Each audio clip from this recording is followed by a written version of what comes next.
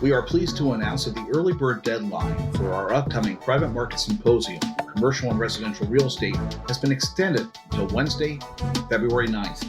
That's right, there's still time to register and save to secure your space at this fantastic event taking place in Scottsdale, Arizona on March 3rd and 4th. Go to www.acec.org to learn more.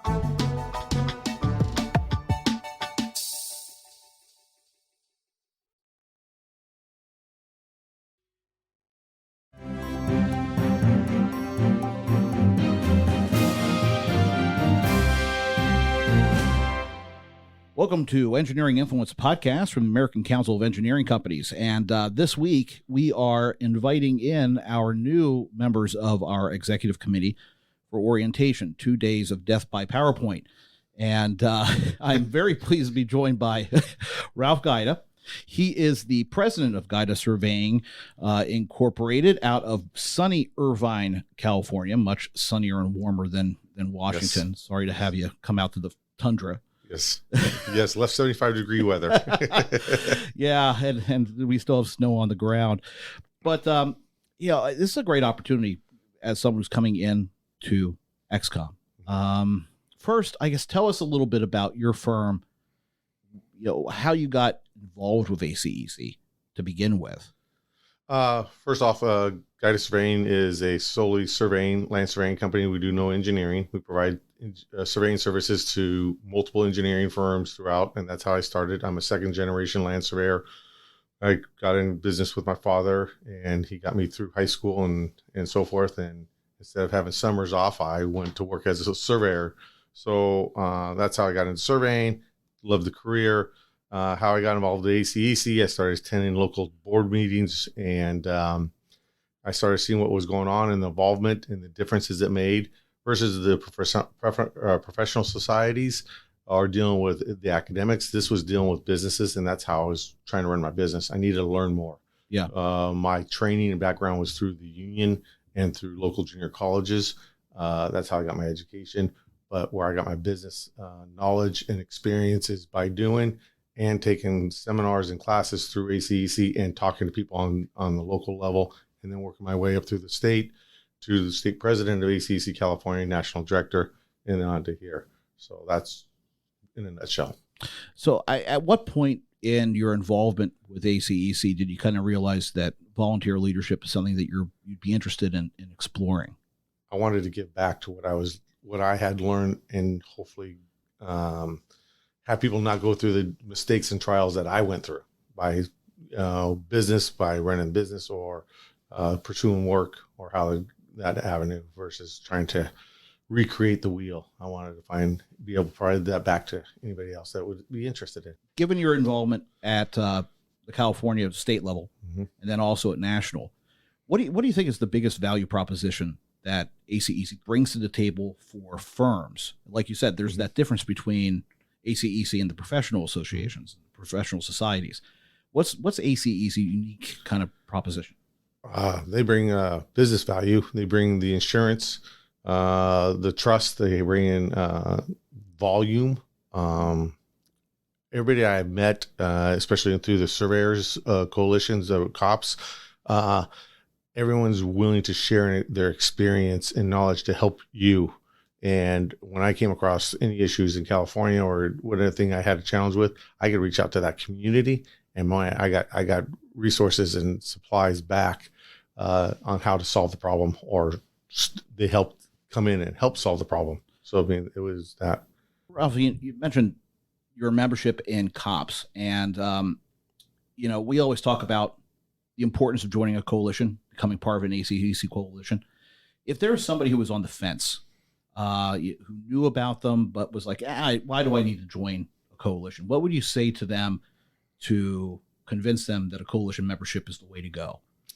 As in with COPS, the collaboration that you have among other peers across the country in experiences from large firms to small firms is unmatched. You can bring up any questions, conversations, and you got a team that'll be around you to help you solve it or partner with you to solve it. Let alone there's the resources of documents that they've all put together. And these are documents either partly from their own companies and what's worked in their business, but they're all general and generic so that you modify them to yourself, to your company, to your culture, and make it work. So you don't have to recreate it. You don't have to search the internet to find a document that you start on and doesn't work because it's made for manufacturing and then you spend all the time. But here in surveyors, there's documents specifically for that. And that's for every coalition. They all have documents associated with their specialty and so forth. So the we have 2022 is kind of interesting because now we have this huge infrastructure bill passed and signed into law. What do you think is the biggest challenge or opportunity that's facing the industry in 2022?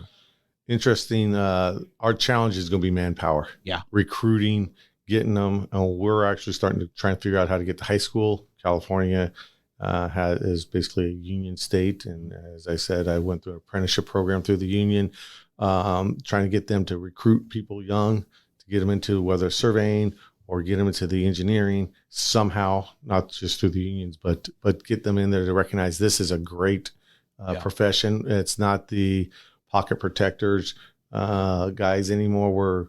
We're computers, we're science, we're graphics, we're future. Yeah. And that's what the image that needs to be said is like, you want technology, you want to be part of the future, engineering, surveying, geotechnical, what's being done it's where it's at. So our opportunity is huge. We have to meet the goals and the challenges that are coming up with all the work coming. That's our, with all the work that's slated for this industry, we got to come to the table and be able to perform. So it's a great time for the next 10 years, I would guess. What do you want to accomplish? I guess this kind of goes in with that point. I mean, the fact is that we have a lot of work to do. We need to fill the ranks of engineering.